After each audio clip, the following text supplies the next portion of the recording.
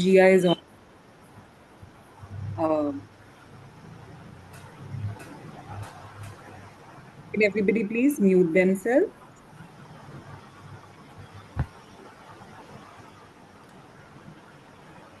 Okay. So today's session is a boot camp on building a career in legal research and writing. Um, I'm so sorry to interrupt. I just have an introduction to give. May I? oh yeah, sure, sure, absolutely. Please proceed. Good evening, everyone. A very warm welcome to all the participants joining us today for this free boot camp on building a career in legal research and writing, organized by Lawchemy. For those who are new here, Lawchemy is a student driven initiative that aims to simplify complex legal concepts, foster practical learning, and bridge the gap between classroom knowledge and real world legal practice. Through webinars, workshops, and boot camps like this one, we strive to empower budding law students and professionals with the tools they need to grow in the field of law. I am Jia Javrani, a proud member of Lawchemy, and I'll be your moderator for today's session. It's truly exciting to see such an enthusiastic audience gathered to explore the art and craft of legal research and writing, one of the most essential skills in any legal career. Today, we are privileged to have with us an exceptional speaker, Ms. Aarushi Relan ma'am. Ma'am holds an LLM from the University of Cambridge and is an accomplished intellectual property lawyer, regularly appearing before the Delhi High Court and the Supreme Court of India. She is also a published researcher with extensive experience in doctrinal, comparative, and social legal research, and a passionate research mentor who beautifully bridges academic rigor with practical legal application.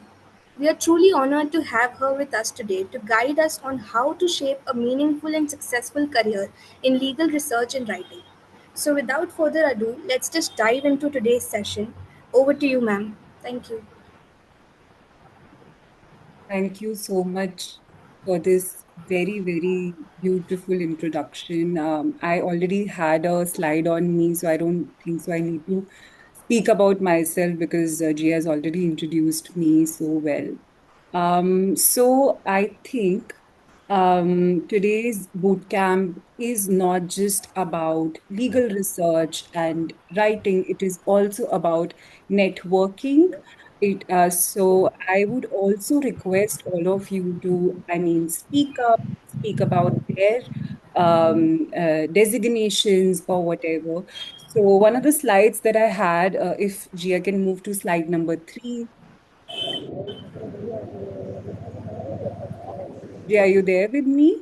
Yes, ma'am. Yeah, can you move to slide number 3, please? Uh, is this ma'am? Introduce yourself. Yes, introduce yourself. Yes. Yeah. Is it visible, ma'am? Not to me. Is it visible to others? I don't think it's visible. Yeah, now it's visible to me. Okay. So, does anybody want to speak about themselves and what are they expecting from this boot camp? What is your purpose to attend this boot camp? Anybody who wants to speak up? Ma'am, Because may I speak up? yeah, absolutely, absolutely. Please do. Yes, ma'am. So What is first of your all, name? yes, Sorry, ma'am. what is your name? I can't see you. Yes, ma'am. I am going to introduce myself. First of all, I would like to introduce myself. Yes. My name is Dhruv, and I am a second year law student from University Institute of Legal Studies, Punjab University, Chandigarh. And my purpose of attending this bootcamp is I want to explore about and learn about how to research properly Okay. and and how one can improve their, uh, I guess, researching skills. Number second, uh, what is the key to master citations or footnotes? Okay. Like we have different footnotes in the ILI or Scholar, and I am so confused and overwhelmed when I see those research papers, when I go through those research papers in the library. So this uh, took me to a point that I need a mentor for a proper, if I want to learn a proper research. So that's the reason I am attending this bootcamp. That is a very, very good answer. I think I'm sure this bootcamp can serve your purpose very well. In fact, the certificate course that we are offering can also serve your purpose that way. Because citation writing is a very tricky business when it comes to legal research work, and when what sort of citation writing has to be taken up is also a tricky point. So I do understand where you're coming from, and I am sure you will be able to learn from today's bootcamp how to use citations and what sort of citation is used where. So I'm sure you definitely will be able to take away that from today's session and also the certificate course in case you enroll for it. Anybody else who wants to speak up and introduce themselves or their purpose so that I know that we are on the same page, and maybe if I don't already have a slide on it, I can cover it up during my speaking time. Can I speak?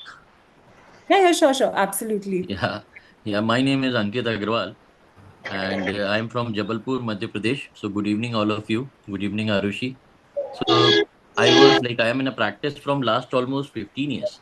But the problem was previously I was working as a law officer or law coordinator for some of the companies in Jabalpur. Okay. So right now I left those companies. I don't know what happened to me. So instantly, because this is a noble profession, I'm connected with it, and I was hiring seniors and all. Mr. Kamath was coming to Jabalpur. In my cases, some of the mining matters. In fact, I introduced him in Jabalpur. So right now, strongly I feel so that legal research is one of the backbone in this profession, and one should understand and know how to do the legal research, and it's a basic foundation for any lawyer when he has to start with its practice. So at this age also of 43, I just want to be a student, and I want to learn the principal skills of legal research. So that is why I'm here, and I'm hoping for the best that I'll become proficient with you guys. Thank you.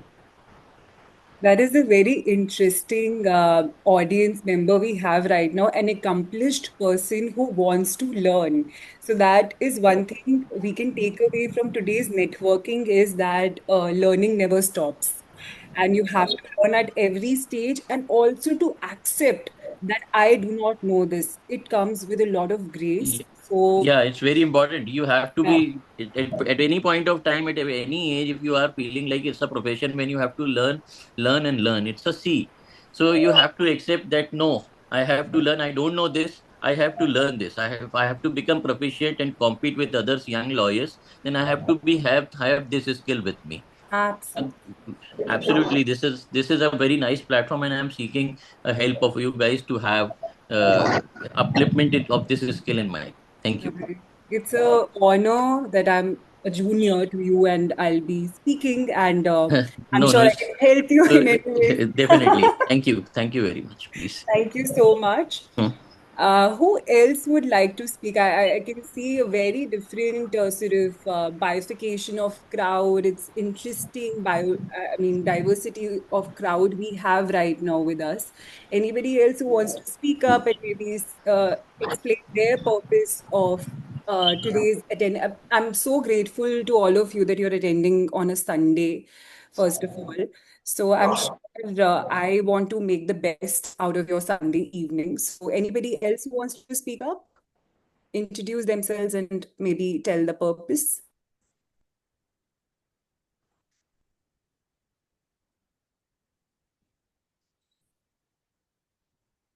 Okay, I don't think so. Anybody else wants to speak up? Maybe you can put in the chat box as well if you are shy to speak up, and we can deal with the purpose later on when I'll be. I mean, simultaneously, I can also deal with it. That's not a problem. But it's good to know what is your key takeaway from the session so that I can serve the purpose of your today's boot camp. Okay, so moving on to the next slide, Gia.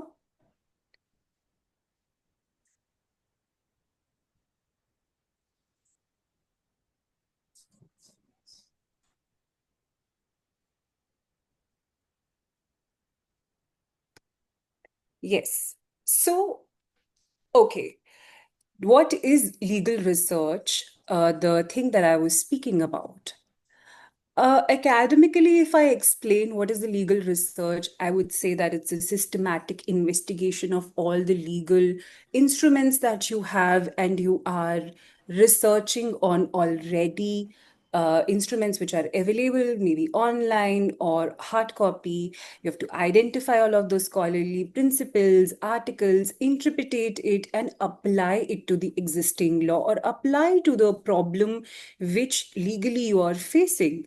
So, for example, if I am assisting a senior and he asks me that, okay, we are for the petitioner and we are filing a writ before the Supreme Court, and he asks me to find some judgments on the research proposal that he has thrown upon me, what I'll ideally do is I'll first of all check the legislations, what are the applied laws, and then I will go about the interpretation by way of commentaries.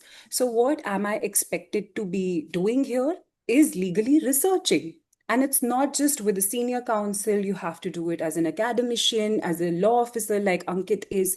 So, whatever the case might be, legal research is something that all the law students, all the lawyers, even the judges have to go back and see so that they can apply the law. So I have actually very beautifully explained this in simple terms. So if you don't understand, legal research is like being a detective. So you're being a detective, you know a problem, you know that, okay, fine, this is the issue. What you're doing is instead of chasing criminal, instead of chasing anybody else, any sort of person who has a default, you are chasing laws, cases, and precedents to make your case. Okay, so that whatever, if you are for the petitioner, you're finding the cases, judgments, and laws for the petitioner. If you're for the respondents, you are finding it accordingly. But if I'm a judge, then I'm scrutinizing both ends by legally researching and scrutinizing that which side is at the right and what is at the wrong. Then also I'm applying my legal research skill and critical thinking in order to think, okay, fine, this is how I have to go about it. So, this is what legal research is. And every person who's involved in the legal industry has to encounter legal research one way or other. Okay, moving on to the next slide.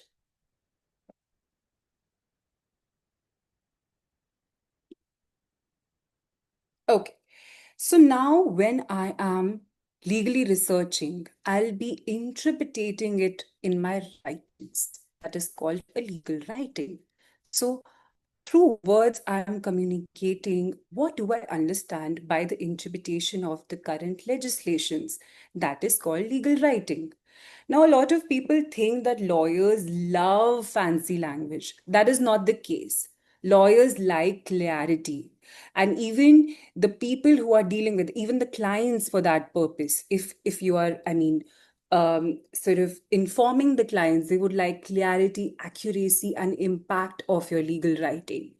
So, here, if I think about it, my research are ingredients, my logic is a recipe, and while I'm cooking it, I'm forming a legal writing, which is a final dish. So, if you look it from a layman's perspective, this is what is happening by far. That is what legal writing is called. Okay, but this is a very layman description so that everybody understands. I understand that the diversification of the crowd is somebody who's a professional as well as a law student. So I wanted to keep it as simple, crisp as much possible. So moving on to the next slide, please.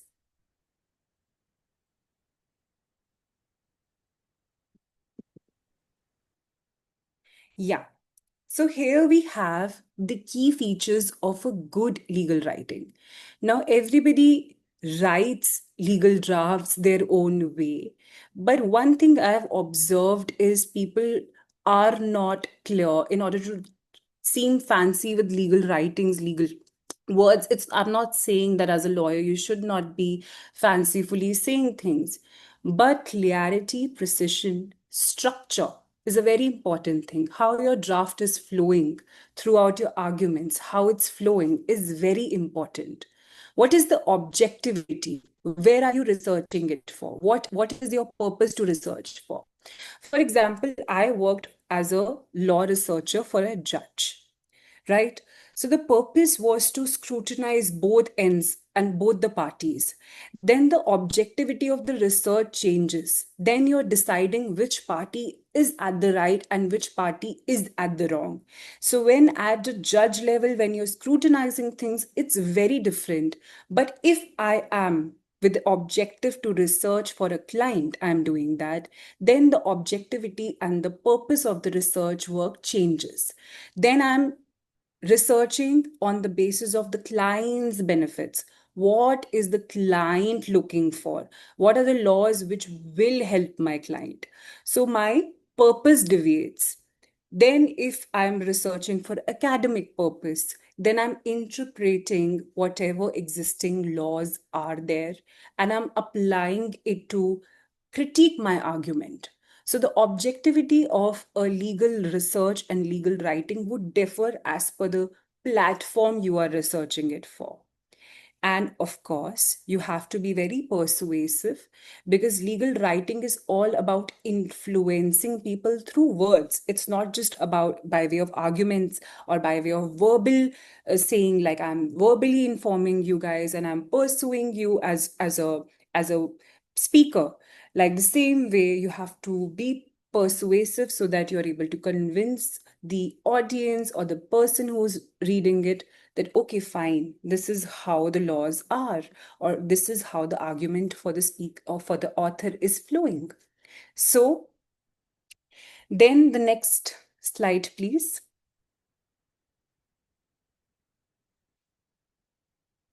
Okay, now this is a very important question that a lot of people think that legal research, is it that important, or is it something that we lawyers just make a fuss about? But if I think about it, legal research is required in every sector. It is required for law firms, it is required in academia, it is required for judicial clerkships, it is required in policy space as well. If I talk about policy space, when the new bills or acts are formed, we need to research on what was the response of the judges to the existing statute and why should it sufficiently be amended. So then also I'm legally researching the response by way of empirically understanding what existing data has been there already in the market and I am making the bill out of it. Okay. And of course, for litigation support, legal consulting work, also legal consultancy में आप जब आप legal opinions देते हैं, then also you need legal research work.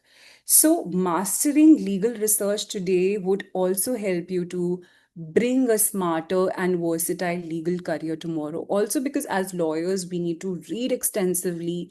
So starting by reading the judgments or the laws will help you in order to be very quick about words which we do not understand otherwise. Thereas may you'll notice that there are a lot of times then when people don't understand the distinction between the words like may or some other words like necessary and will not, shall not. These are the terms which we do not understand, whether it's used in a mandatory manner, whether it is used in an obligatory manner, or whether it is as per the discretion of the judge. So, in order to understand all of this, when you legally research, you are interpreting laws and you're understanding, okay, fine. And you're also analyzing that your profession would require you to analyze. Okay, so moving on to the next slide, please. Hi, Anupam. Hi, I'm seeing the chats simultaneously. And if you have questions, you can also drop in right now and we'll deal with it later. So, these are the types of legal research. And I want you to listen to this very, very carefully because I'll also be asking questions in the next slide, which is going to be a quiz for all of you so that you are also engaged in the session. Okay, so there are different types of legal research. Now, what are the different types of legal research? Because you cannot always research in the same way. And sometimes a lot of legal um, research work that you are doing, it will also be an amalgamation of all of these one or two legal researches. So, first is doctrine research, which is also known as black letter law.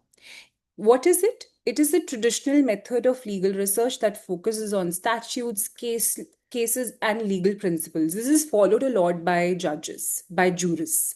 They follow this a lot because what it does is it analyzes what are the existing statutes, okay, what are the precedents, and what is my critique and what is my judgment.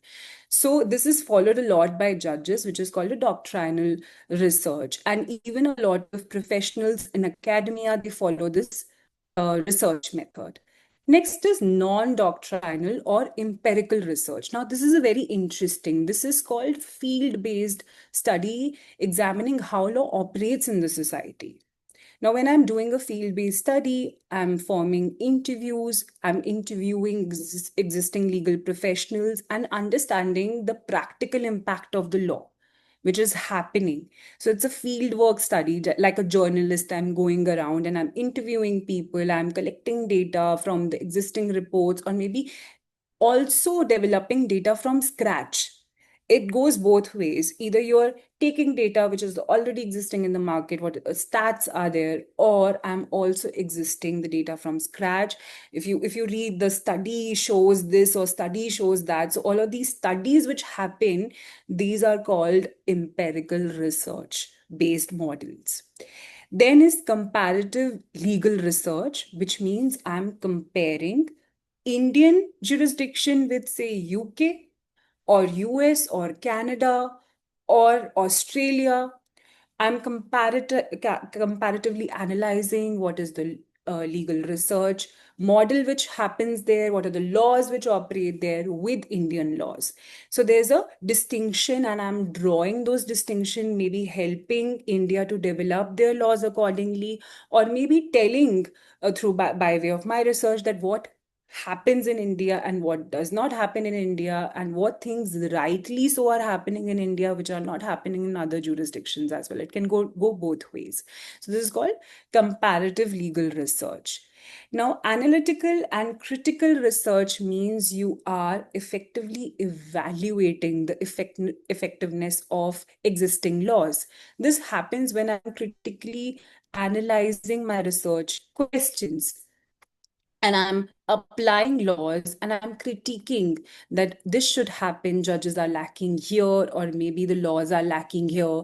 Then I'm analyzing, and this mostly happens when you're recommending or when you're critiquing a research area. So this doctrinal legal research will happen when you, in the structure of your academy or a research paper, say, when you'll be critiquing the existing laws.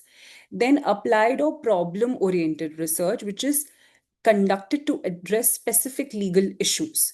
This is also a sort of a doctrinal research only, but you are applying those problems, those questions to your to legally analyze the problem. There's another legal research method which also is covered within analytical and critical, or maybe within applied or problem oriented research, which is called archival research, wherein you study the archives of different laws and you apply it to your legal research, and you tell that how the history has evolved over time and what are the modern times looking like. So that's called archival legal research, which is also very hard to find because a lot of old documents you might not have in handy, and you'll have to sort of become an archaeologist and dig deep into the archives, and it's not at all easy to do that.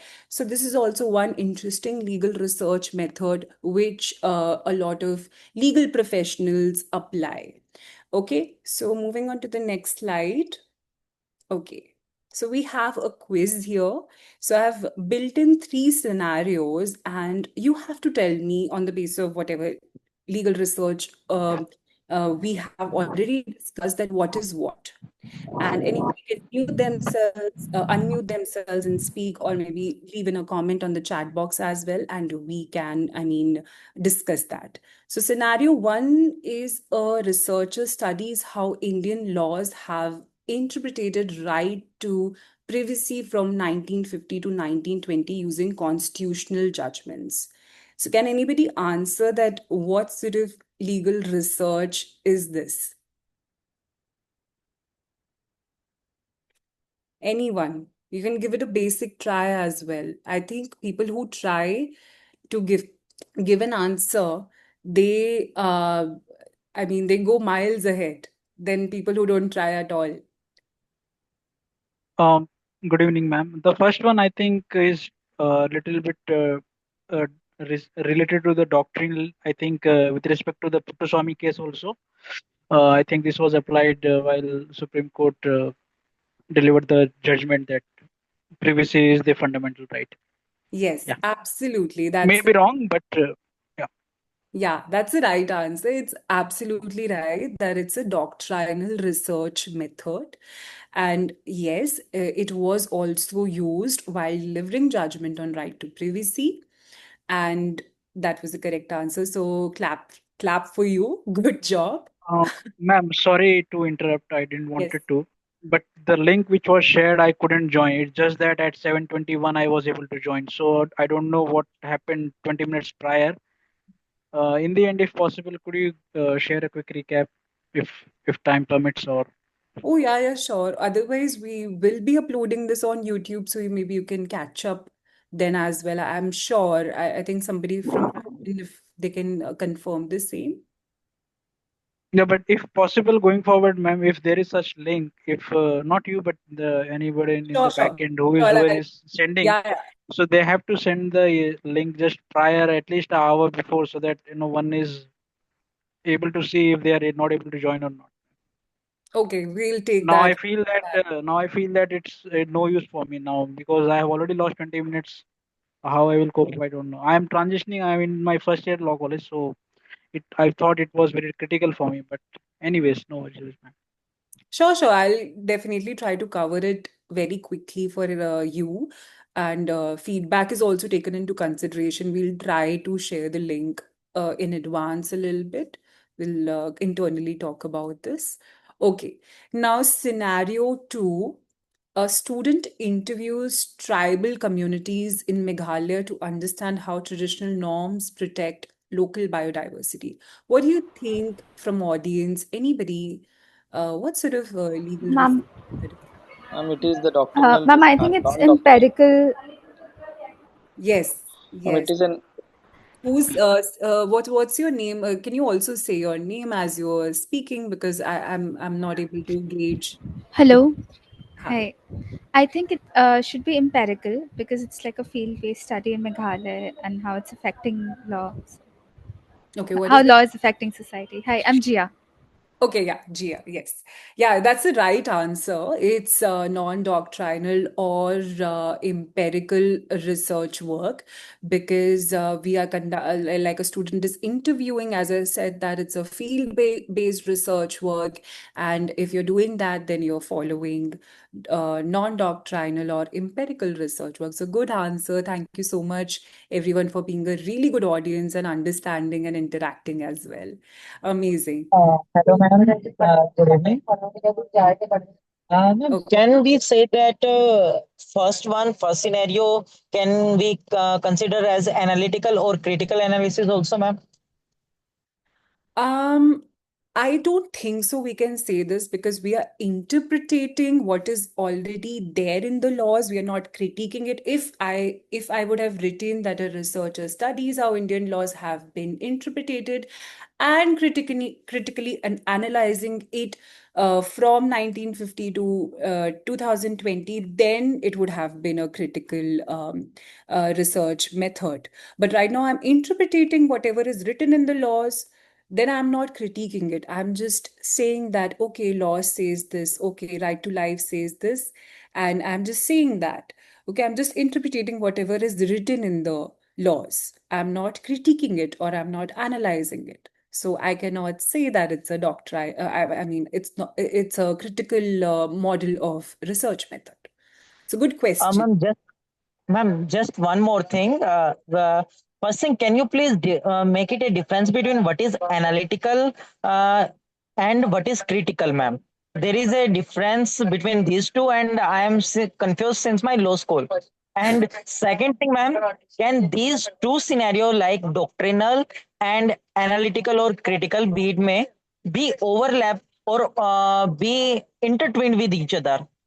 So yeah, I think it's just not like that. Everything is in a straight jacket. Like if it is doctrinal, then it can't be critical or analytical. So these are my two questions. Ma'am, kindly address it, ma'am. Okay, a good question. I think that how do we distinguish between critically analyzing, critical or analysis? Like your question is, how do I distinguish between these two words? When I'm critiquing something, I am critiquing it in the sense that it's in a negative space. Okay. So when I'm critically saying something that the law should have, or the judge should have, or it did not address, or the judge deviated from this, then I'm thinking from the perspective of a critique. Like if as simple as if you think about a film critic, what does he do? He tells you that the film was this or that. I think the film lacked this or the film lacked that. What are you doing? You're critically thinking that what the film served or what it did not. And it can also come from negative or positive space. But when I'm doing my analysis, I'm doing my hypothesis, I'm intersecting each and every word, interpreting it, as well as critically analyzing it. But when I'm critically saying something, I'm not interpreting it as well. So, analysis would also say interpreting plus critically saying something. But critically, if I say something, then that would mean that what it lacked or what it was good in. Does that answer your question? Yes, ma'am. Actually, that is the only answer I could know. So I can't even No, look but beyond I because do I even use understand. the dictionary, but I can't comprehend, ma'am. Huh. No, but I think if Uh, you s- study the dictionary Actually, as well, yeah. sorry, ma'am, since I am in the train, so a little bit difficult for me due to network issue to comprehend what you are saying. But since I got my answer, can you please address the second issue also, ma'am? That scenario first can be the doctrinal. I agree with the doctrinal. I don't have any problem, ma'am. That part is clear to me. But can it be also be the analytical since a researcher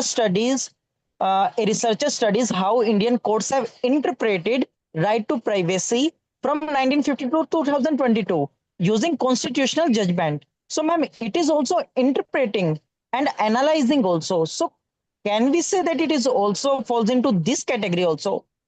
It can fall into the both the categories. So that is what I'm trying to say, ma'am. Absolutely, I think you are right because uh, analytical legal research as well is a form of doctrinal research, but primarily because it says interpretation. If it would have said analyzing also, then the wordplay is also important here because it says interpretation of constitutional judgments, not analyzing it.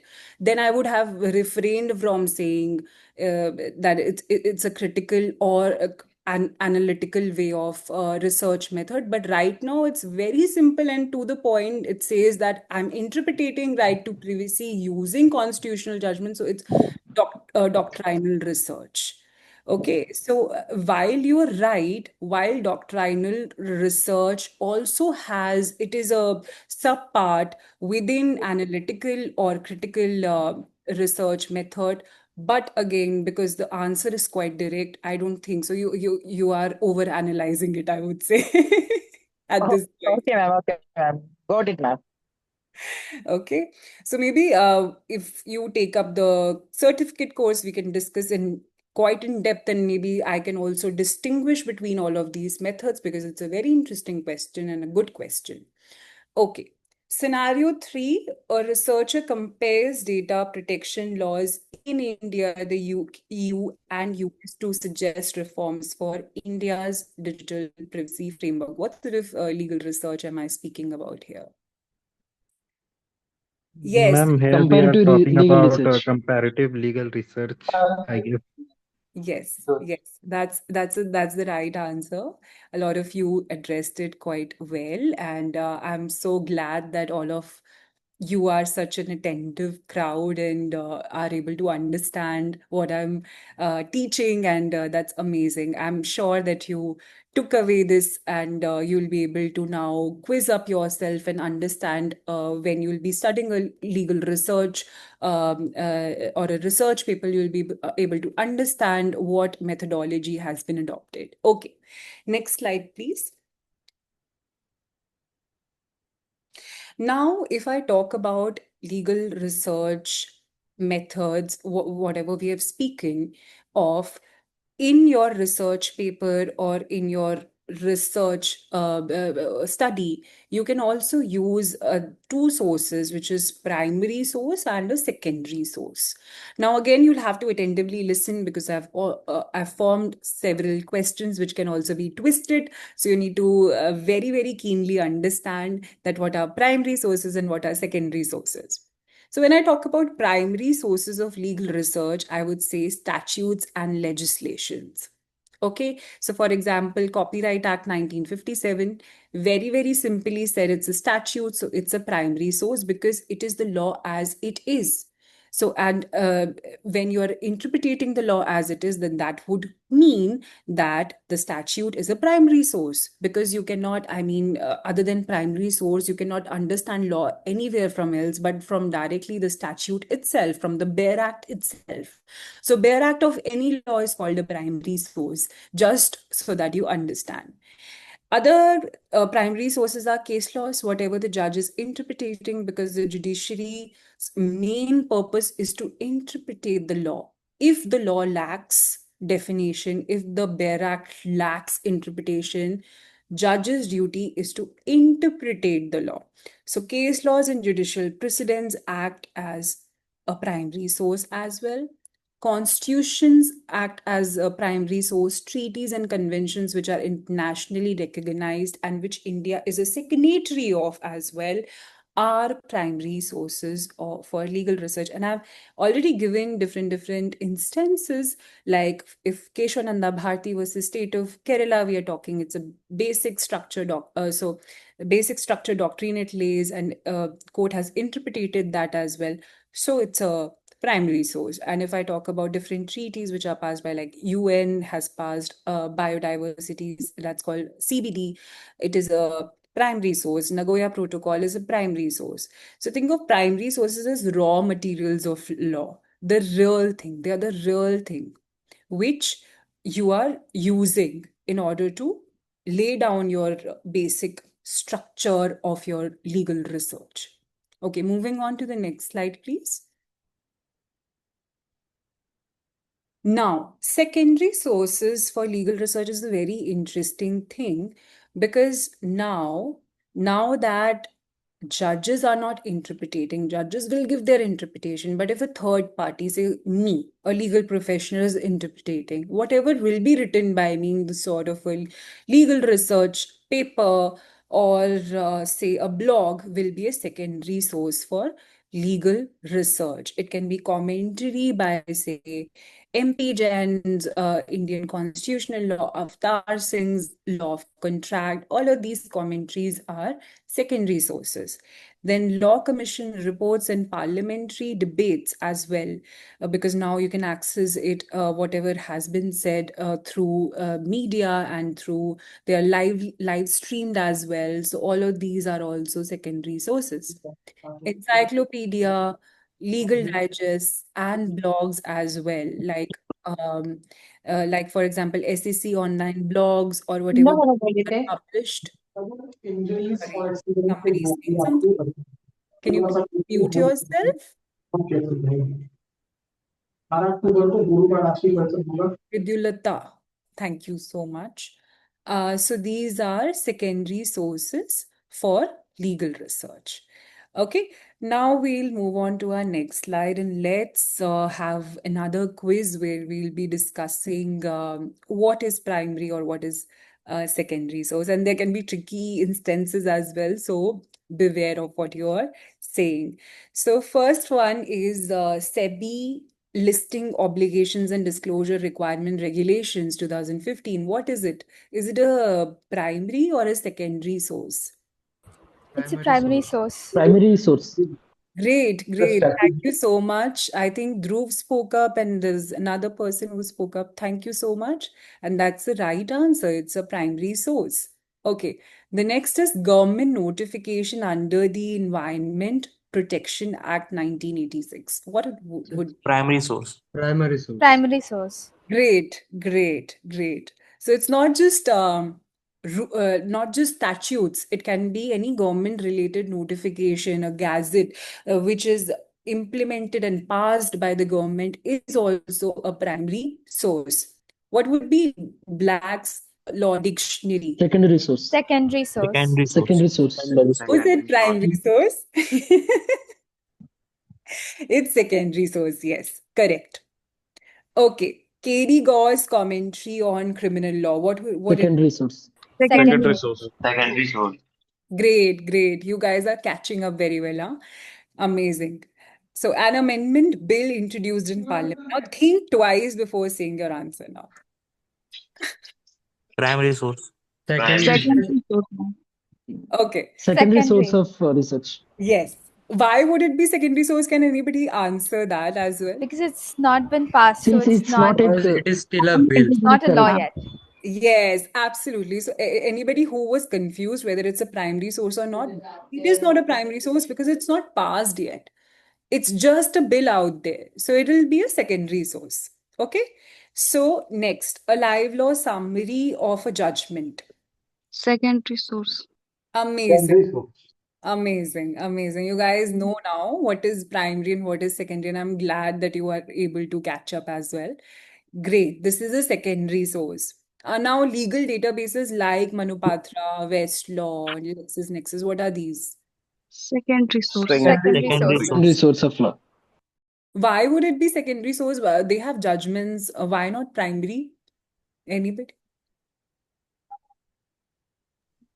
Since the reference is from third party. Yes, it's references from third party and also because they are depository of primary sources, right? They have judgments, so they are depositories and they are third party and hence it's a secondary source. Good answer. Amazing. You guys were able to, I mean, this was amazing. I loved it. I don't know about you guys. I loved this interactive little bit. Okay. Next slide, please. Okay. Now, when I talk about, I've already spoken about what is a primary source, what is a secondary source, and we have also talked about different research methodologies. Now, what are the steps which are involved in a legal research? Now, this is a very, very important slide because लोगों को समझ नहीं आता कि वो अपनी legal research start कहाँ से करें. So now, in order to understand that, you need to first of all identify and define the research problem. Whether your problem is actually worth researching on is also a question. Like if I say that that rape laws need to be sufficiently be defined in India, they are already defined. What am I researching on? Okay, if they say that law has not interpreted rape laws well, now your research question will be that, okay, fine, rape laws, if they are not defined in India well, how should they be defined? Should I comparatively analyze it with some other jurisdiction where the rape laws are defined well, if India has not defined it well? Okay, so if I say that it's not defined at all, then that's a wrong research problem because they are defined. But if I say that they are not well defined and they are not as well defined as US, and then I'm comparatively analyzing the rape laws in India and US, then that becomes a good research problem. because then you are evaluating something which is not out there and which is worth researching on. So your research problem identification and definition of it is very, very important. Then is review of literature and existing laws. Now, the second step is to review what is out there already. If I say that, okay, the rape laws are there, then I'll evaluate what is in BNS, what was in IPC, and what was out there in US rape laws, and what are the literatures which has been laid down. What did the Nirbhaya case say? How did it sufficiently revise? What committees were formed? All of this will be the part of your literature and existing law review that you'll be doing. Okay. Next is formulating research questions and hypotheses. Now, this is very important. When a law researcher researches on something, there has to be a research question involved. And there has to be two form of research questions which are involved.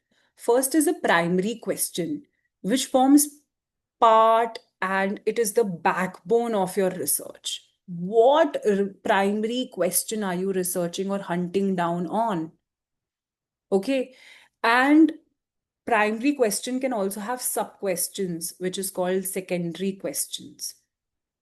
But they'll be formulated on the basis of your primary question as well, only.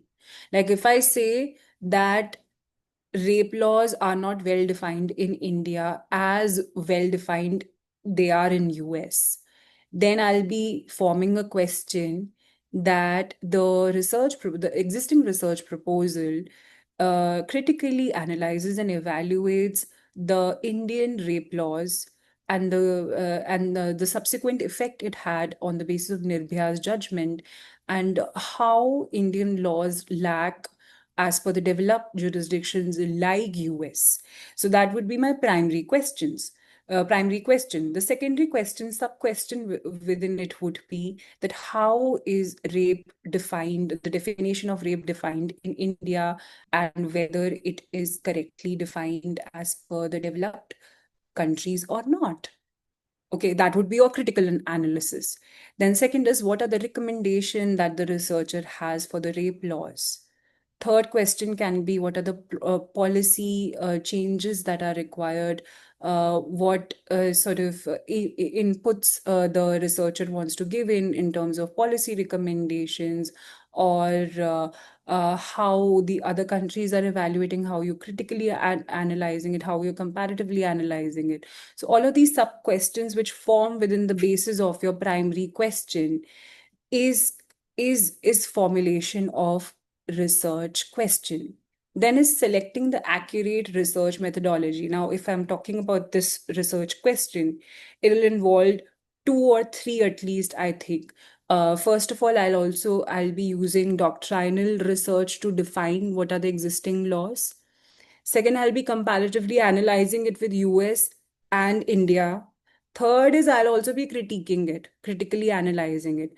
So to use the right methodology where is also on the researcher. Okay. And whether you need empirical research as well, like do you want to, I mean, study that post Nirbhaya, was there a change in India rape situation, whether the current data suggests that the rape rate has been decreased, that can also be there if you want to research from that angle. Okay. So that is there in the next step only, collecting and analyzing data, case law, statutes, or whatever.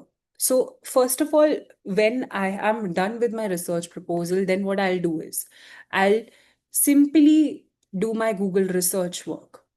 I'll check the statutes, I'll download them. I'll check what are the existing law reports on them and download them. And I'll segregate each and every document on the basis of their need and as and when they'll arrive. Okay, so like if you find a good research paper, say, which you want to quote from, then you can save it. Or maybe if you find a good law commission report, you want to save it. So all of this activity has to be done by you. But when you're downloading and you're referring to case laws, it is a very important activity that you check whether they have not been overruled. And how do you check it? You check it by way of understanding whether there has been so in Manupatra and SCC online, there is a table which is formulated and which says that how many times the law has been descended and how many times it has been agreed on. How do you check over whether a law has been overruled as well? You'll have to study, you'll have to check existing articles and whether there have been articles which suggest the fact that, okay, this law has been overruled. Or you'll have to check the legislations as well, whether the legislations have changed. You'll have to check the existing government records. This activity of checking whether you're using relevant sources, the verification has to also be done by the researcher. That's why research work is so much. You have to be you have to have this eye to detail, that whether I'm using right provisions, whether I'm using the right laws, the right precedents, that has to be done by you. Now, drawing conclusions and recommendations. Once I'm done with my critical analysis, then I'll say that how do you want to conclude it? What is the situation like? What can India take away from this? Okay. And what as a researcher you want to tell your audience that, okay, this is a problem. And now, okay, there is a problem that, but what should we do about the problem? How do you want to conclude it? Whether the problem which you are also addressing is need of the hour, yes it is, then you'll have to write it accordingly. Or whether it'll take some time. Okay, it can also be on the basis of the jurisdiction you're writing. And a lot of times when legal researchers are addressing Indian as in India state, they always say this one thing, that it'll take time, because whatever bills or legislations which are passed in India, they take time. So that conclusion has to be drawn by you, and you'll have to think from every angle, from every perspective, after you've critically analyzing the how you want to conclude it. Okay, then you have to also, like the first person who said that his purpose was to join this on the basis for citation, then you'll also have to make sure that you are properly citing and documenting everything. You're properly using the correct sort of citation. That is also one of the essential steps that you need to keep in, check whether you're citing it rightly or not. Okay, we'll deal with citations later. I have a separate slide for that. Next slide, please.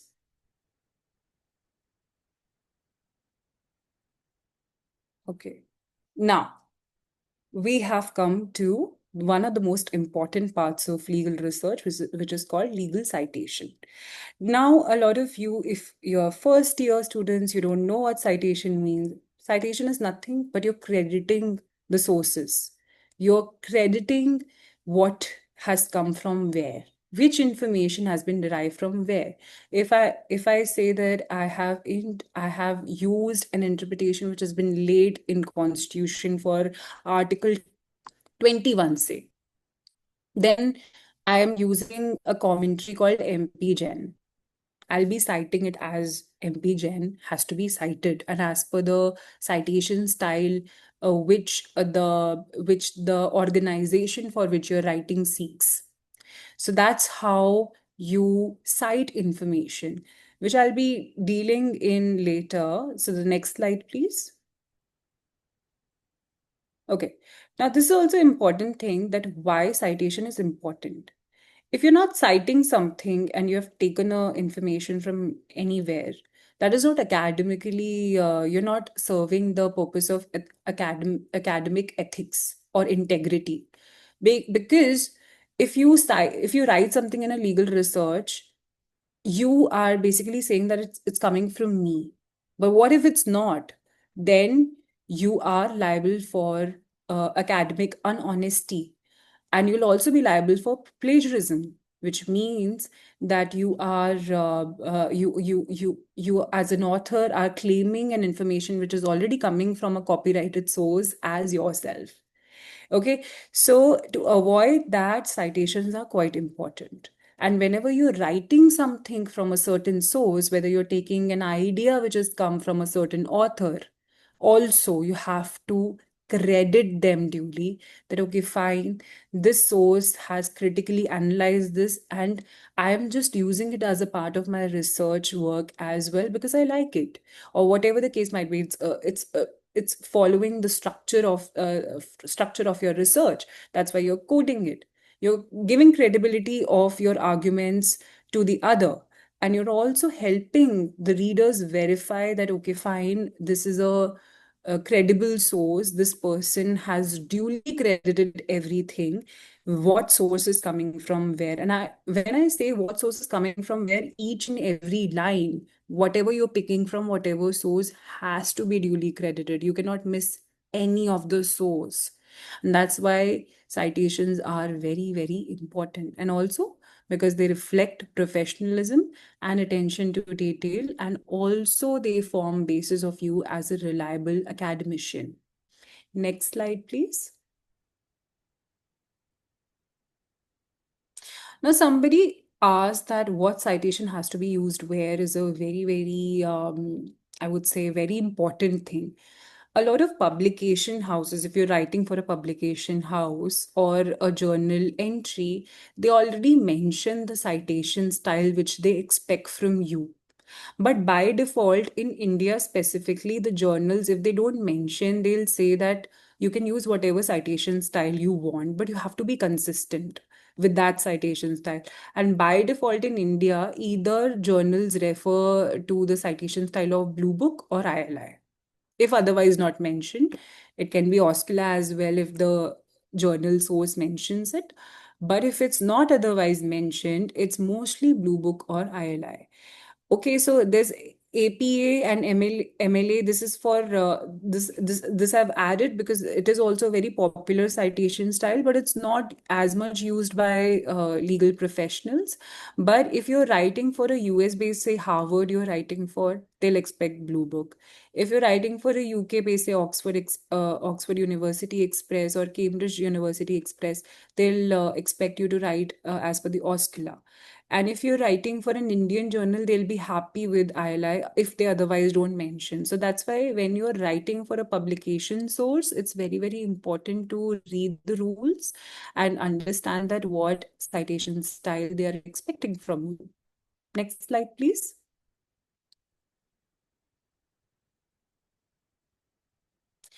Okay. Now, I have also referred to the citations which ILI, for instance, has. Um, Now you must be thinking that how do you cite? There's a document which has been uploaded online by ILI as well. You can download it. I can share it in the group for all of you.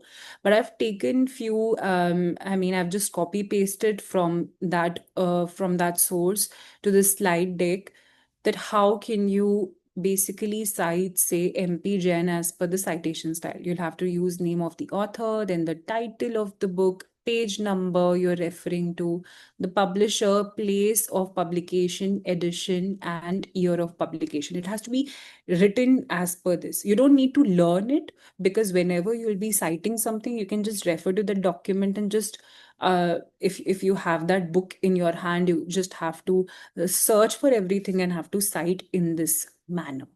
Okay, and for an edited book, say this is an authored book, for an edited book, say it has to be mentioned in this way. So for every, or for say, if you want to also credit a website source, there's a different way to cite it. So this is how you cite essentially, which also I'll be, if you take up the course, I'll also be teaching you, and we'll be learning like we learned right now in way of quizzes. I'll be keeping all of these quizzes in between so that you also learn how to cite it, so that you don't struggle when you'll be writing a research paper. Next slide, Excuse me, please. sorry to interrupt you. Does anybody have a question? Yes, ma'am. Yeah, please go Shall I? ahead. Yes, ma'am. Ma'am, I would like to know what's the difference between an authored book and an edited book. As a law student, it's my curiosity to know what's the difference Okay. between. Okay. Okay. Okay. Can you please go back to the previous slide, please? Right. So edited book and authored book is very interesting. Authored book would mean that I am the author and I am writing it. Okay. So MP Jain has himself written it. That's why it's a authored book. Edited book would mean that there was already a book which was written and I as an editor have edited it. So that is the distinction between an editor and an author. Okay. So when you write, if you have already submitted your publication to any source, you must have observed this thing that they write that this is the author, but this has been edited by this person. Editor's duty is to check whether you are writing it correctly, whether you are, I mean, citing the sources correctly, whether your language sense is correct or not. So that's the distinction between an authored or and an edited book. So that means that Suzanne A. Bandis is an editor, one of the editor of this book, and this book has been published for years. So there might be an author to this as well, but if you don't have an author written already, like sometimes the information is not full, so you can just mention it on the basis of an edited book. So every citation style has to be taken up as per the information which is provided to you. And the book will already tell you this is an edited book or an authored book. So you don't need to hunt around and check what is what. Okay. Does that sufficiently answer your question? It is now clear to me. Thank Okay, you. okay. No worries. Okay, next, please. Okay, now the common citation mistakes that we make. We do not mention the page numbers or publication details. We only mention the author sometimes a lot because आजकल क्या हो गया है, people want to do everything very quickly and they're not keeping an attention to detail. But a researcher's duty is to cite and give credit where is due to the author or to the books very, very duly and diligently. So you don't need to miss on certain aspects. If you feel that the page number or the publication details are missing, you can also check it online, which I do a lot of time. If I am not able to find it already on the published sources, I check it online so that I'm duly crediting the source. Then also missing as well as mixing. You don't have to mix the citation style as well. Blue Book and Oscula, you're using it together and you're also missing what the publication house is asking you to do. I think there's a typo from my end. It should have been mixing, not missing. So you don't have to mix two citation styles. You have to keep your citation style in the work consistent. Okay, so using footnotes also inconsistently. Somewhere you're citing it correctly, somewhere you're losing the citation format altogether. Forgetting to update your sources. Sometimes we are just writing and then we forget to cite. You cannot do that. If you cannot instantly cite something, just form a comment and copy paste your source if it's an online source, or just write down that this is the book where I'm, so that you can cite it later. But when once you're done with your research flow, right, you sometimes forget where you took what from. So आपको साथ साथ करते रहना है. When you're writing, you have to cite as it is. A lot of people cite it later. Don't do that. You have to cite it instantly. So, in law, every word matters. So does every footnote. So, you have to be very, very cautious of how you're citing sources and if you are, I mean, duly and diligently following the rules which a research publication source wants you to follow, because they would not know. They are not the authors, they are the editors, as I just now distinguished. So you'll have to, the author is the true person who will know what source has come from where. Next slide, please. Okay, so now what to know about plagiarism? I'll be taking it very quickly because I want to leave certain time for question and answer round as well. Plagiarism is nothing but when you copy paste things without duly crediting.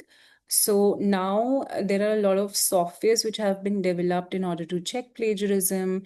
And if you're not duly crediting the cited sources, then they are caught in the plagiarism report. which is also called similarity report by Turnitin. So there's a minimum criteria as well how much your research source can be plagiarized. It's like 10% for a lot of research publication houses, but at best you cannot, have a plagiarism report up to like 15 or 20%. Otherwise your work will not be considered original. So that's why it's very, very important to cite sources accurately. Otherwise, you will be liable for plagiarism, which is a very, very big copyright issue. Okay, next slide, please. How can you avoid plagiarism? Again, it's a very basic thing I've already covered. You have to cite everything. If you are, so this is a very important point.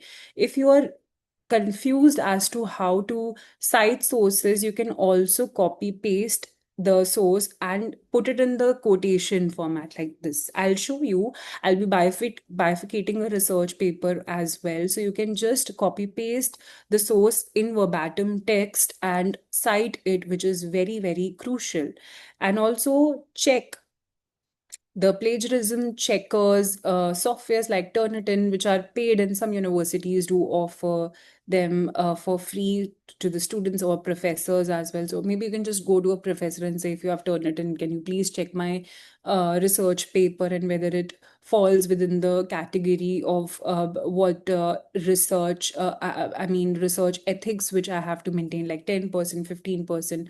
And if it doesn't, then you'll have to check whether you have missed citations or whether you have copy pasted a lot of text verbatim, and whether you need to interpret it in your words and paraphrase as well. So paraphrasing is a good way to avoid plagiarism as well, where you're interpreting the words of say statutes or another author in your own words. Okay, next, please. Now, this is a very, very important thing. I think right now, if I'm not talking about AI, I'm not updated with my own legal research methods. AI has become a very, very big thing for legal research now, because a lot of researchers are following. In fact, any category of profession where writing is required, a lot of people are falling their back upon AI, chat GPT or GPT models or LLM models. Now, I do think that there are certain pros and there are certain cons as well. Like they are time saving. If I'm hunting a certain interpretation myself and I want to maybe paraphrase it, I can use AI. It increases your accuracy. It has good insights, cost effective as well, because you're not, spending on books or spending on softwares, and you're just using AI sources. And it also gives you a good review, better if you're using it for, say, as a legal professional and you want to have a legal review for whatever sort of work you've done, it can help you a lot. But there are certain cons as well to legal research, where you need to think whether you're using it accurately or not. Next, please. So, is AI really that helpful? I don't think so. It can replace how humans analyze or humans judge judge a method, or I don't think so. You can verify your sources as best. Actually, we have a question in between. I'm sorry, if you can keep yourself on mute, so that I'll be dealing with this as soon as possible anyway. So they also have biases in data, because a lot of times AI is going to feed you information which you're looking for. So you'll be able to only catch one perspective or one side of things, but you will be very, very oblivious or silent about the other side. So if you're overly using it, then you are just shutting your brains down and you're not as much critically analyzing as much a legal researcher is required to research. It can also cause confidentiality risks. So if you're dealing with a very sensitive information, AI records it. So be careful if you're dealing with clients which are very, very, critical of their data going out. For such cases, I would say refrain altogether use of AI. Next slide, please. So now this is a very important topic with regard to AI now, because I have a lot of young professionals here, and I want you to know that overuse of AI can cause something called AI hallucination. What is AI hallucination? I learned it in my Cambridge technology law class. AI hallucination is something where AI hallucinates you into believing that some information is out there already, whereas it's not. They are convincing you to use that information so that it makes your case, and so that it serves their purpose. What AI is giving you, say, if you say a case law, like find a case law on sexual harassment at workplace, and it doesn't give you Vishakha versus state of Rajasthan at first instance, and cites you some fake cases, then that's you. Maybe the Chat GPT model or any LLM model is convincing you to think that there is no other precedent other than the cases that they've already cited, and they can be incorrect as well. So now there was a recent case where in Delhi High Court, uh, a certain lawyer filed fake cases, fabricated AI generated cases, and the judge had, cost was imposed on that on that lawyer. So you have to be very, very careful that you are, verifying, if you're using AI, you're verifying whether the case law or whether that law exists at all, or whether AI is selling you something which is completely biased on their model and research category, which so that you buy the information that it's selling. Next slide, please. Again, it's not just Indian courts. In US as well, an attorney was framed recently, and $10,000, I think, fine was imposed for citing fake AI generated cases. So be very, very careful when you are using all of these AI platforms, AI related platforms, because they are not as reliable as you think they are. Okay, next slide, please. Okay, so I think that in my certificate course, I'll be dealing with all of these different types of legal and academic writing, so that you guys know that it's not just about academic writing. I'll also be dealing with the legal opinion writing, essay writing, policy briefs. So it's of course, academic writing is important, but as a lawyer, if you want to go to a law firm, you should also understand what is a legal opinion writing, how is different from academic writing, and how essay writing is different from legal opinion writing, and policy briefs are altogether different. So we'll be dealing with all of these styles of legal and academic writing as well. Next slide, please. Okay, now I wanted to break down a research paper together with you, and we'll do that. So can you please share the research paper which I shared with you?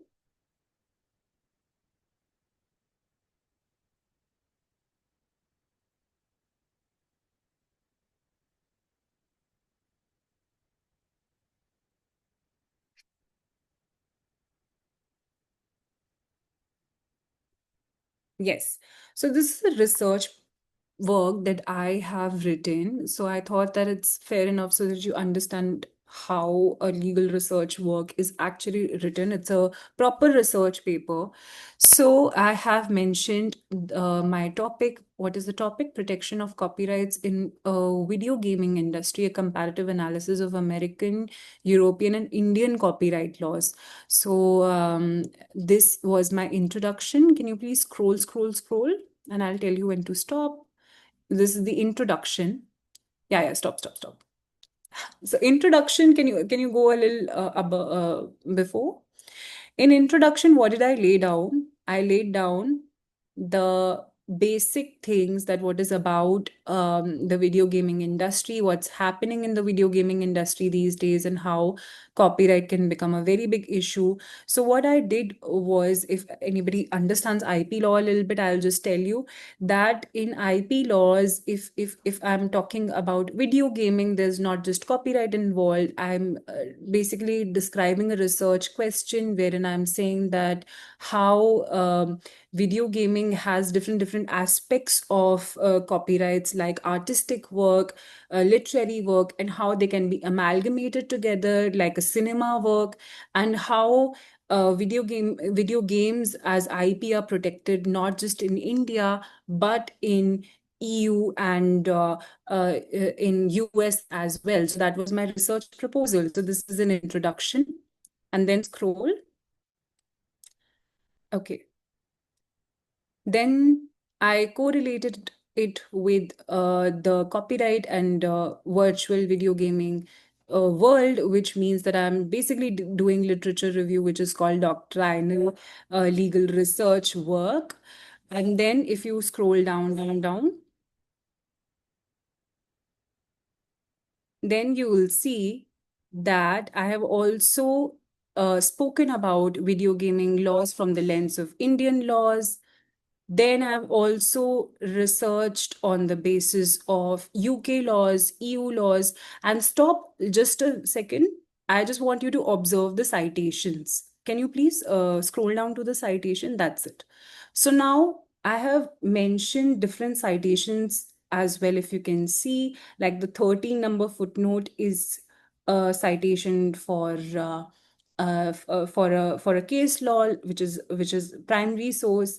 Then I have also used ministry information. Then I've also used the citation for precedent and WIPO reports, which is a secondary source. So you can see that this is how citations are written along with the full stop. A lot of people miss on full stops when it comes to citation writing. And scroll, please. Then yes, US and EU, this is a position that I formed for comparatively analyzing. So I used comparative analysis for my legal research work. Then scroll. See, I've used US-based laws as well. If you can see, it's just a overview. I'm not deep dwelling into anything right now. Yes, scroll.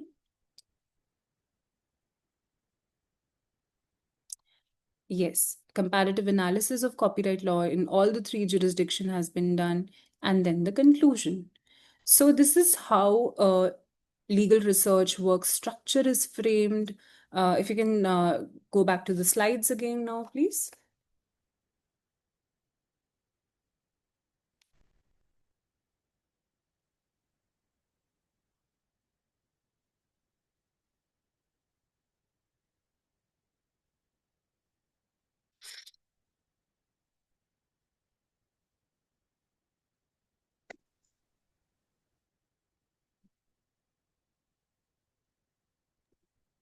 How to cite if we have research to using AI? How we should mention the citations? Ideally, I don't think so you can do that because publication houses have not, included AI citations yet. So AI has to be used very responsibly, and whatever you will be writing from AI would come from you. So you cannot cite it. I don't think so. So that's why I said that AI has to be used very limitedly. I would not say that use it so much that you are shutting down your brain, but you can use it in order to understand your structure, say, maybe framing your research questions, say, or maybe if you need help with citations, it's very good with citations. Like, I want to cite this book or that book. I used AI for that purpose. I think it's very, very good for that. So if I say that I'm following ILI or OSCULA citation, and then the AI model will tell you that this is the proper citation, because there are citation generators as well now. So you don't need to copy copy paste citations from somewhere. But again, sometimes AI also messes up that. Because I recently wrote a dissertation, so I saw that AI was not citing things properly as well. So that verification has to be done from your end at all costs, that whether you are citing it correctly or whether you're using AI information correctly or not. Okay, I hope that Yeah, thank answers. you. Don't shy away from hard work. I would say over reliance on AI can influence the quality of your work as much as AI. You have to use it very smartly, not rely on it blindfoldedly. Okay, Yeah. next slide. Ma'am, I think, sorry to interrupt you. I think it's better that we learn to research than uh, after uh, over relying on AI, we are trying to figure out from where AI has cited the content. Absolutely. You cannot use so AI, there's a big question here as well. It's a very good question you've raised, that AI models, how they are trained.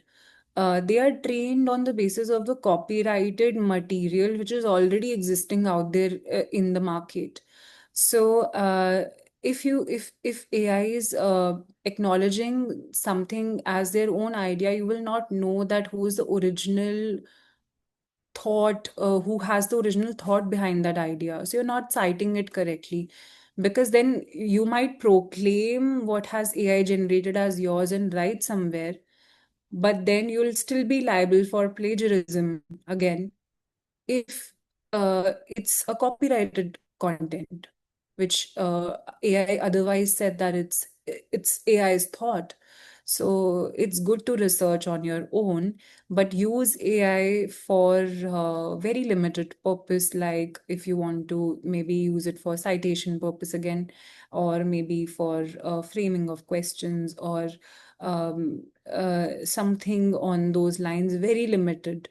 And also these days when all of these journals, they are checking plagiarism, they also check AI usage.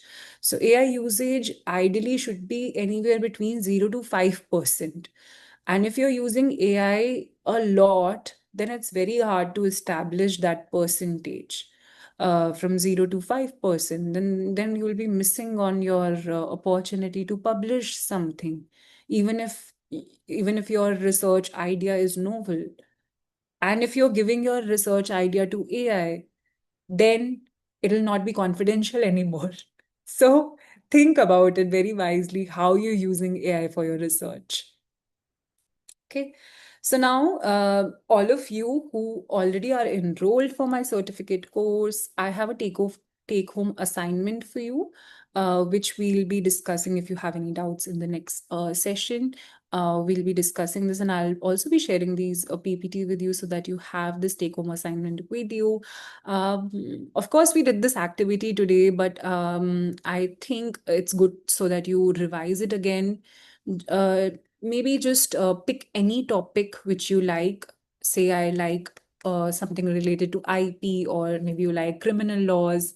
Just type it down and say research papers. Download a good research paper from a good journal and find at least one, maximum if you're very enthusiastic about it, then two.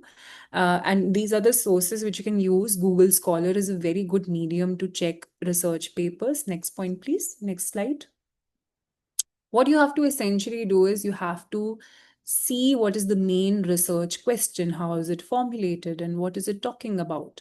Then the research methodology in different aspects and overall what has been used. Sometimes the research paper for itself says that what methodology they are using. So maybe you can just note it down in your notes, and also observe the citation and sources in that research paper, and mention which is primary and which is secondary source. Like you can just maybe download that paper and print it out and just like write PNS, PS, and or what you can do is you can write it in your Word doc, copy the citation and write whether it's a primary source or a secondary source, And also, maybe I have not written this, maybe just in 2, 3 lines, explain what the paper was all about so that I know that you've already read that paper.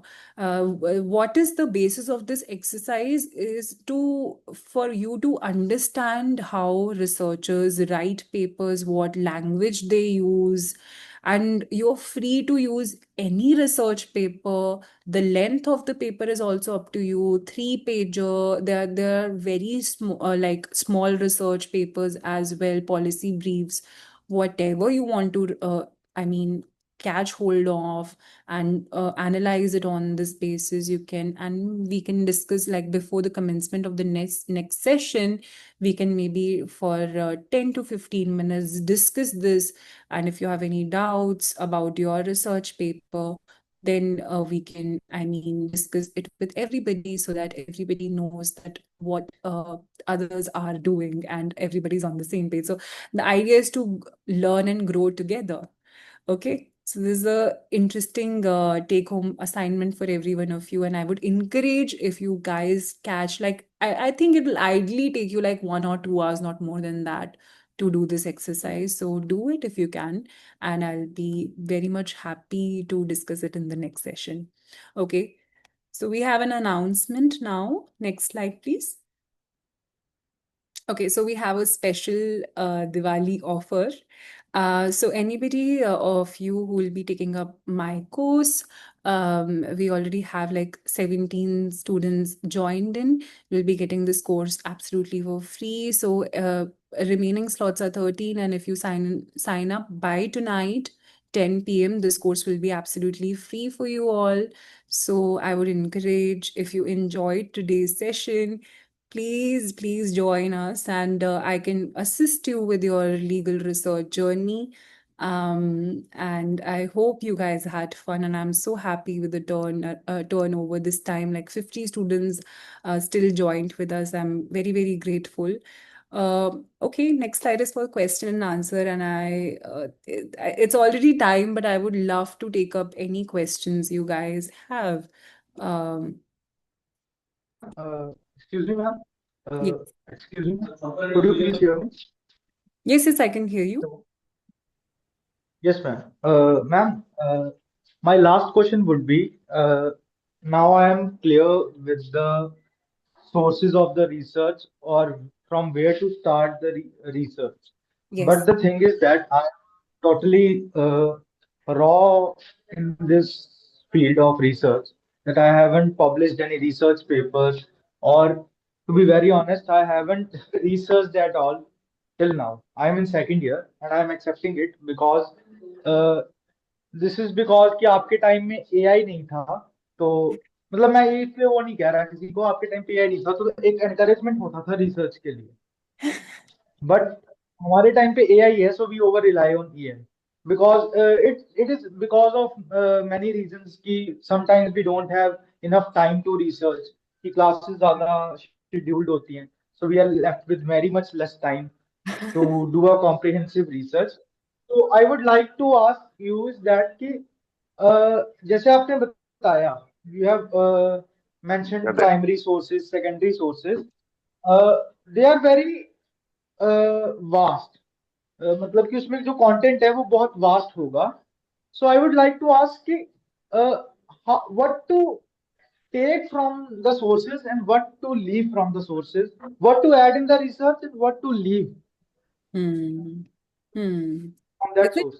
it's I an would like to interesting question. Yeah, it's an interesting question. In fact, when I was working in law firms, I did not have the time to read the entire primary source because primary sources can run in pages.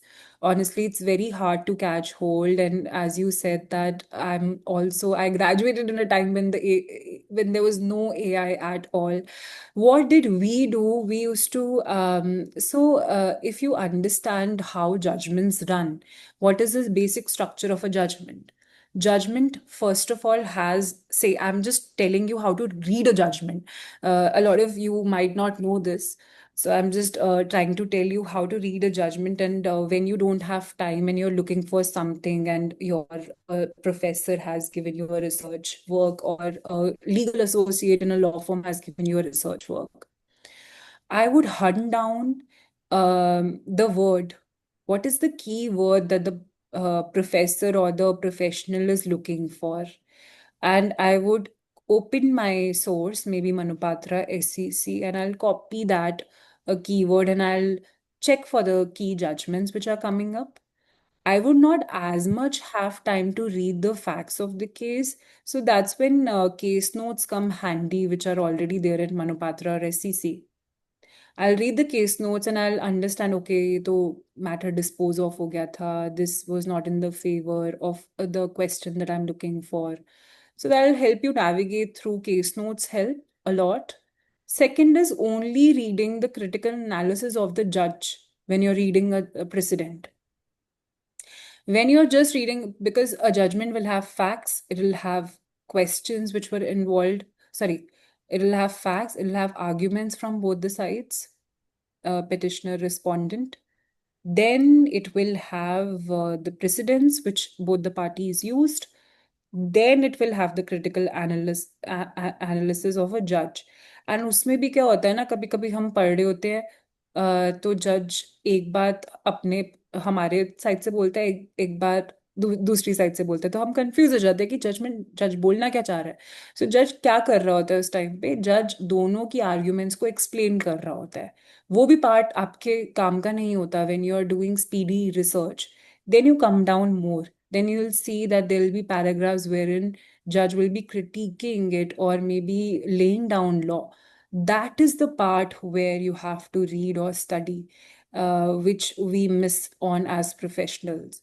That is the part where interpretation, or whether you have to figure out whether this judgment is in the favor or whether I can use it or not. And it's mostly laid down in the later paragraphs, not in the beginning of the judgment. So, and also, sometimes we think when a research proposal is given to us by a legal associate in a law firm, we think that हमारे case के facts ये है, तो मुझे अब same facts पे same law ढूंढना है. ऐसा नहीं होता. फैक्ट्स डिफरेंट हो सकते हैं, बट आपको इंटरप्रिटेशन किसी भी लॉ की कहीं पे भी हेल्प कर सकती है. सो ये थोड़े थोड़े मिथ्स होते हैं लीगल रिसर्च के, that you have to read from scratch. But when you're doing a speedy research, you have to do this keyword research, which can also be done by Control plus F, selective reading. But when you're ideally a legal intern, you have more time than a legal associate would have. So I would suggest, if you are giving any judgment to your legal associate, थोड़ा सा जल्दी जल्दी read कर लो कि है क्या, so that you can explain them and maybe mark the relevant portions. And analyze करना कि whether it will help the attorney or not has to also done by you. वो attorney को देके वो reject करता रहेगा आपकी judgment, उससे उसका भी time waste होगा. So this is how you do speedy research. You have to just critically read what the judge is saying, and not I mean hunting down on facts or research questions. Sometimes that all is not required. But because you're a law student, I would encourage कि आप पढ़ो, because मैंने भी scratch से जब मैं सीख रही थी, I read all of it. Okay, does that answer your question? Okay. Yes, ma'am. May I ask, ma'am? Hello Yes, ma'am. Hello yes, please. Ma'am, ये Um, आपने जो अभी ये प्रीवियस sir, क्वेश्चन में can we go one same by one, fact sir? And yes sir, तो ये previous question से related है, इसलिए मैं बोल रहा हूँ. हाँ जी, बोलिए इसी में बोलिए. वो में एक लाइन आपने बोले कि थे कि सेम फैक्ट्स और सेम लॉ ऐसा तो कुछ मिलेगा नहीं, और उसके आगे कुछ इंटरप्रिटेशन रिलेटेड आपने कुछ तो बोला था, तो हाँ उसको जी. एक बार फिर से वो बता दीजिए, थोड़ा मिस कर गया मैं. वही पार्ट, उतना ही पार्ट. हाँ जी.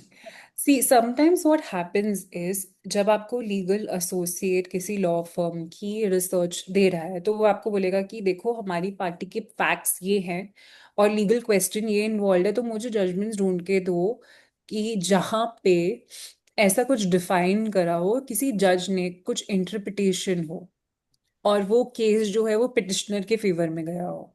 I am just giving you hypothetical scenario. तो क्या होगा, हम क्या करते हैं एज लॉ स्टूडेंट्स, हमारी जो एक थिंकिंग होती है कि अरे ये फैक्ट्स पे ही मुझे केस ढूंढना है। लाइक अगर फैक्ट्स पे था कि मर्डर हुआ और नाइफ इन्वॉल्व था और दो तीन और पार्टीज इन्वॉल्व थी, right, all of this happened, so now in my case also a murder happened but knife was not involved. Maybe abatement हुआ to suicide and then murder का भी section लग गया, whatever.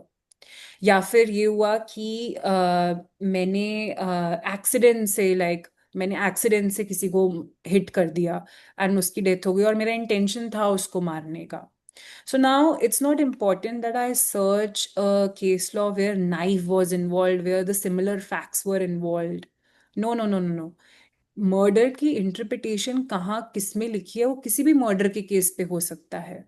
It's not important to hunt the similar facts. अगर आपके client के facts आपके ढूंढने वाले जजमेंट से मैच नहीं करते तो कोई बात नहीं. आपको इंटरप्रिटेशन ढूंढना है उस स्टैट्यूट का, उस सेक्शन का.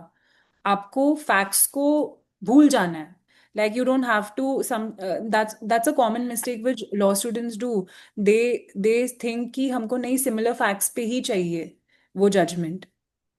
That doesn't happen. What section was involved and how the judge interpreted it, that matters. Not the section, not the facts, not the similar facts. Okay. So does that answer your question now? Yes, ma'am. Thank you, ma'am. Okay. Okay. We can take Now, up. may I? Yeah, May I yeah. go ahead, ma'am?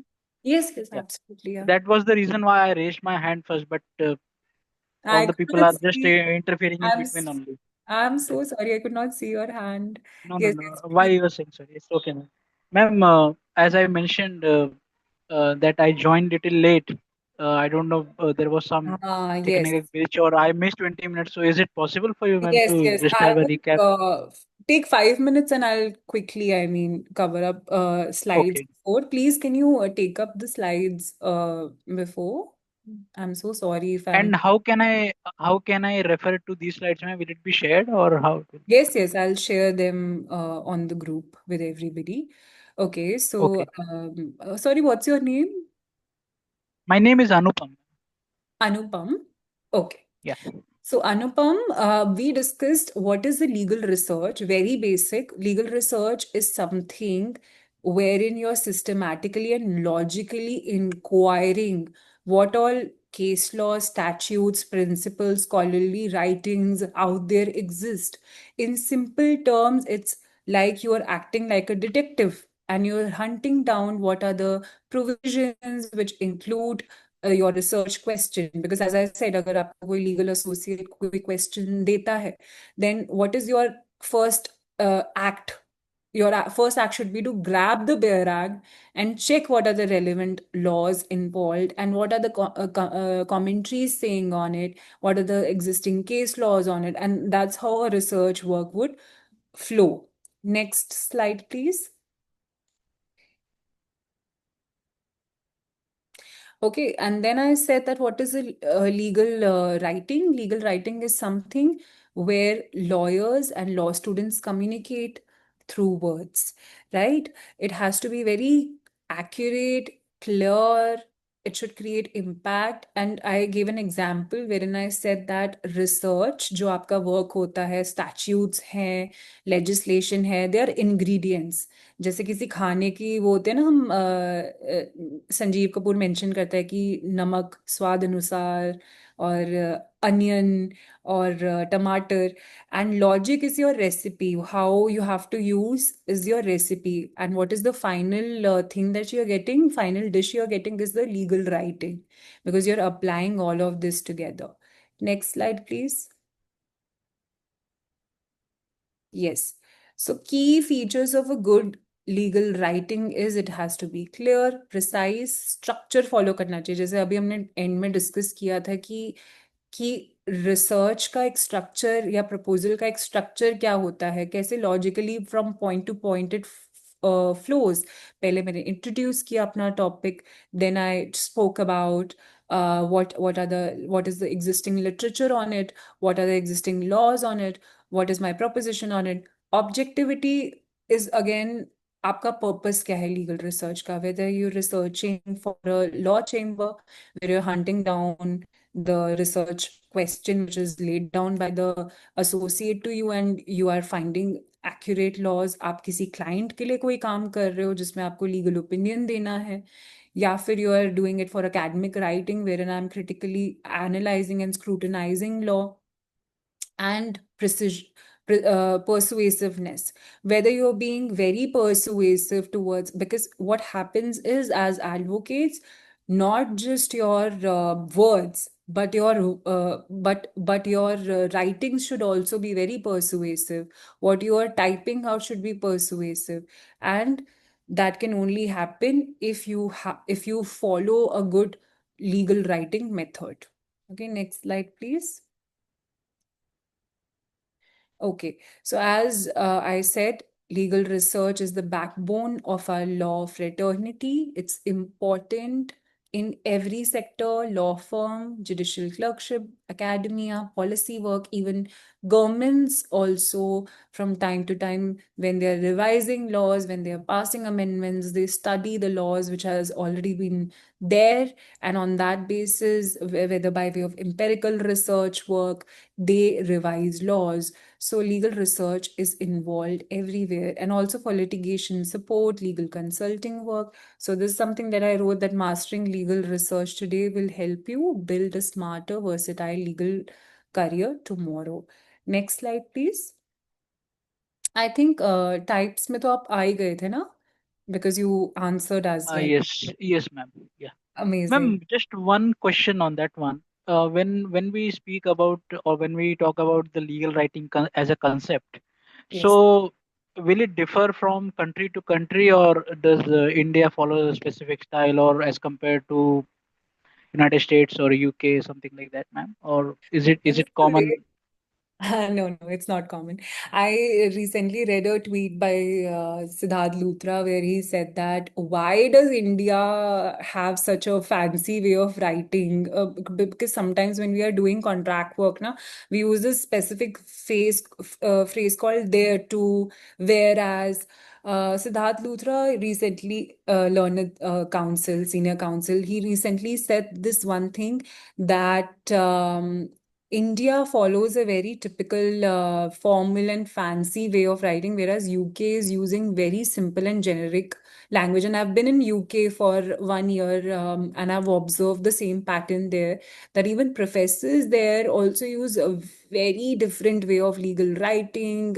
And I mean, it's very hard to explain how the legal writing differs. You can do it by way of reading UK or US based researchers and compare it with Indian researchers, you will observe a different way of pattern. I think UK and US lawyers personalize their writings a lot more, and Indian writers are way more, I would say, formal, which is a good thing. I don't mind Indian way of writing as well, but I do feel that there is a difference in the way how judgments are written there and how judgments are written in India as well. Yes, legal writing styles also differ.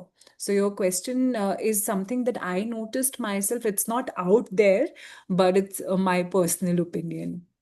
Okay. Okay. And ma'am, one question. Yeah, I got that part, ma'am. And one question on the usage of AI.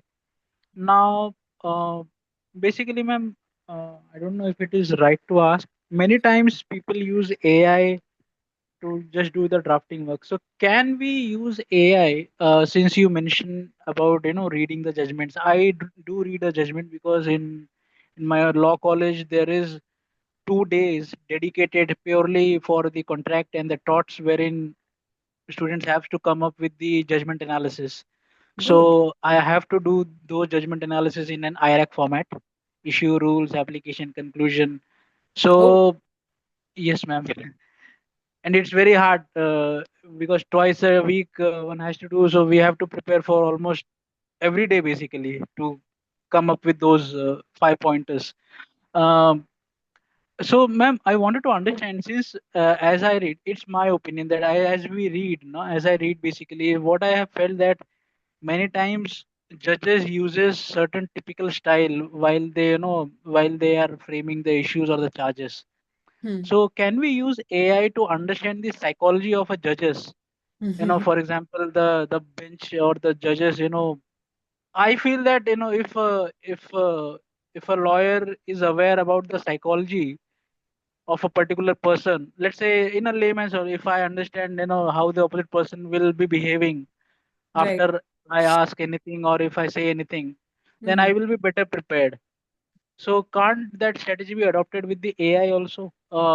Give me the psychology behind this judgment or something like that. That is a very interesting question. Nobody has asked me this question, but I do feel that rather than understanding the psychology of a judge by way of AI, what you can do is you can actually intern or work with the judge. That is a better way of understanding what how the psychology of a judge works. Because AI, again, as I told you, AI is so what we think as human beings is that technology is way superior to humans. This is a way of thinking, and इसको एक term भी देते हैं हम, technology utopia. Okay, so we think that technology is the best, technology is going to replace jobs, and technology is way more superior than humans. But on the contrary, there is a concept called technology dystopia, which is also operating in our society. Okay, so as much as we would love to say that AI is superior than human judgments, than human beings, it's not, because AI right now is not 100% reliable. In fact, when I was being taught technology law in Cambridge University, I was told by my professor that ChatGPT is 20% times accurate, which is very scary for anybody who uses AI reliable, who relies on AI a lot. I think it should be a shocker as well, because it is not as much reliable as much right now. I mean, of course, technology is progressing every day, and there will be a time when ChatGPT will be very good, or these generative AI models will be very good, very accurate. But if I talk about the modern society today, as of we are speaking, I don't think so. It's as reliable. So, in order to understand a psychology or psychology of a judge, I don't think so. You'll be able to break it down through AI, because AI will present you results which will be biased towards your judgment more than judges, because AI uses all of these softwares to break down pattern of a human being, what sort of questions you're asking. So AI already understands what sort of a person you are, and they'll present the answer on the basis of the algorithm, or breaking down the behavior of the person. So the answers will be very biased to what your previous inputs to AI were like. So rather than that, I would suggest you to intern with a judge or work with a judge in order to understand or break down the psychology of a judge, which I did. I worked with a judge for almost 6, 7 months, and it helped me a lot to understand how a judge's mind operate, and how do they think, and how do they take up a matter, and how do they analyze judgments, and what goes behind writing a judgment as well. So that would be an accurate way to understand the psychology of a judge, rather than asking AI. When there's an opportunity out there where you can actually intern with a judge or work with a judge, why not take that up if it interests you, rather than, I mean, relying on AI? Does that sound Yeah, good? ma'am. Yes, yes, absolutely, ma'am. I got that point. Actually, the reason I won't take much time. The reason why I asked this question was many times I have seen, and even my friends also keep saying this cliche is there that good lawyers no law, great Yes, lawyers no yes, judges. yes, yes. So that was the reason why that question triggered me. So yeah. That is a great thing. And I think more than anything, a great lawyer also understand people, not just judge. They understand people because being a lawyer is all about having good people skills because you have to deal with clients, you have to deal with other associates, fellow associates you're working with, and judges as well. So understanding the psychology of a judge is very important, but more than that, it's not just about understanding a judge, it's about understanding your client, it's about understanding laws, it's also about understanding your peers so that you, become a good lawyer. It's more about understanding people in general. Okay. It was a really nice session. Something Thank, enriching and new experience. So, yeah, thank you so totally. much. I'm Yeah. so Excuse me, So grateful. ma'am. Can I please ask one question? It's last one. Yes, I think I don't think so. We'll be able to take up questions after this because we already exceeded an hour. Yes, ma'am. Half an hour. And I apologize for asking it a bit too late, No, no, but no. I am That asking this. yes. But I'm asking this because I need some guidance. As you told Anupam that for to be a great lawyer, we need people skills, and uh, I think communication skills is a sub part of people skills. And you know that our Indian legal system is purely based on English. Hmm. We use English in Supreme Court and High Courts. So Mhm. I would like to ask you how to become fluent in speaking English, spoken English, because I asked this question. It's off the topic, sorry, but No, I no. asked this question to my senior. He suggested me to read the newspapers, but I think newspapers are good for if you want to write, but if you want to speak fluently, I think there's uh, something more one needs to learn. This Mhm. is my opinion. Mhm. And if you could please guide me on this. Okay, that's a very interesting question, I think. Um, I had stage fright. This is a personal experience I would share with all of you as a lawyer. I had stage fright since childhood. But there are few decisions that I took early on in my law school which helped me to become a good speaker. I started participating in moot court competitions.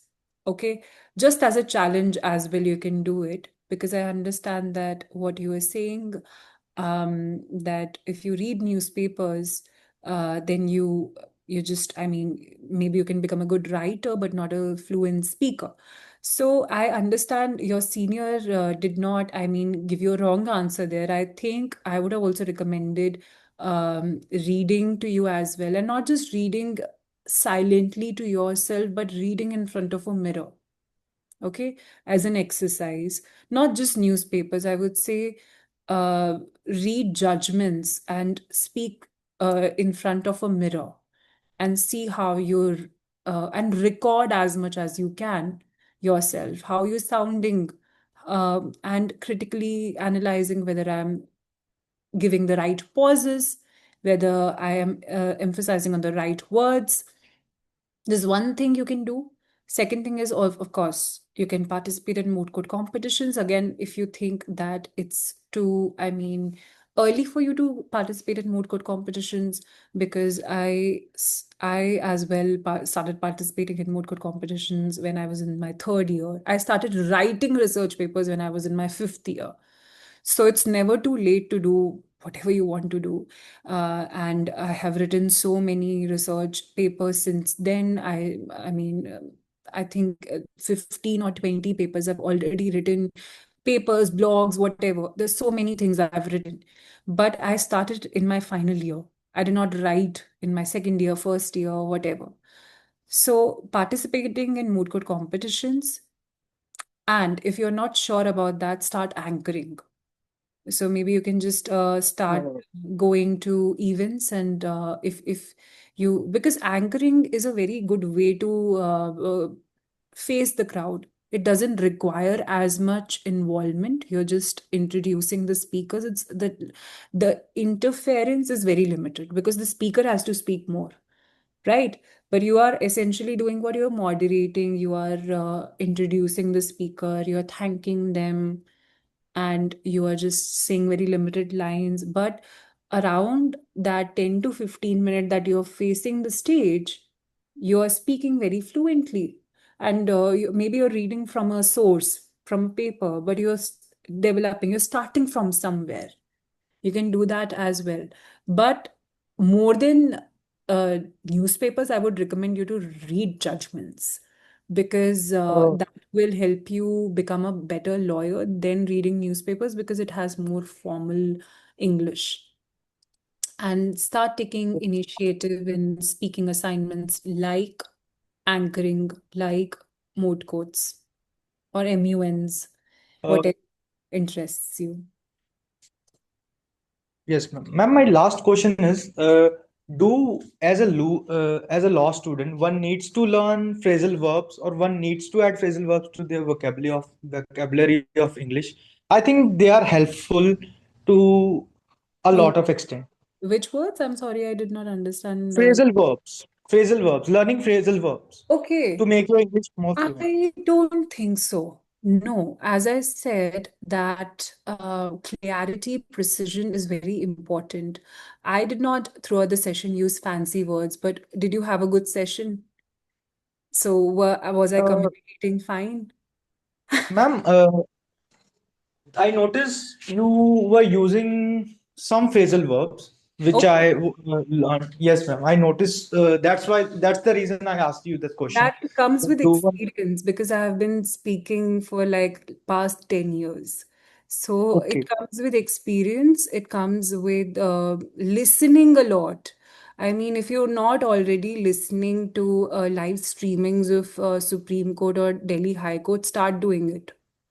You'll start Okay. catching all of these phrasal verbs which lawyers or legalese we say, right? The law language is called legalese terms which lawyers use. Start if that interests you, start seeing live streaming of Supreme Court, and I think that they are pretty much out there now. It's not even like a closed room now for law students not to, I mean, see the live streamings. So it'll help you to catch up all of these phrases very quickly, I would say. Okay, And ma'am. and of course, stay patient because these things come with experience more than anything. Ma'am. At last, I would like to thank you, and it was a very insightful and fruitful session. And I hope you would come up with more sessions in the future. Oh, Thank you. absolutely. Thank you so much, everyone. Thank you. Thank you so much, ma'am. Thank you, ma'am. Thank you, Thank you. everyone. And if you have any further questions, you can write to me on this email and DM me on LinkedIn. It was so nice connecting with you, all of you. Thank you. Take care. Good night. Thank you, ma'am.